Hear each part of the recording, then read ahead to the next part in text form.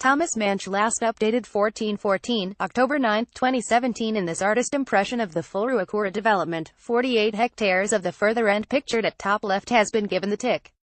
The Ruakura inland port is poised to grow as a further 48 hectares gain resource consent. Tainui Group Holdings (TGH) has received the final consent for a logistics and industrial zone stretching from the port at Ruakura Road south to Silverdale, now just flat paddocks farmed by the company. The area will be transformed into a patchwork of warehouses by the beginning of 2020.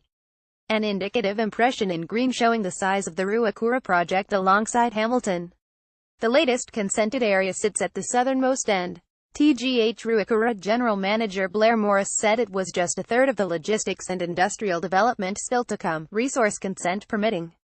Read more. Pictures reveal true size of Ruakura Inland Port. Global port giant joins Tainui Group Holdings. Ruakura Inland Rail Port. Tainui Group Holdings welcomes physical start on Inland Port. Ruakura Inland Port gets crucial resource consents. Earthworks to get underway at Ruakura Inland Port in Hamilton. The latest consented area begins near the Hillcrest and Silverdale Roads intersection, spans east to the incoming Waikato Expressway and south to the suburb of Silverdale. The industrial zone is expected to house light manufacturing, such as food and beverage processing, along with forestry, horticulture and retail businesses. The size and number of buildings will be determined by tenants.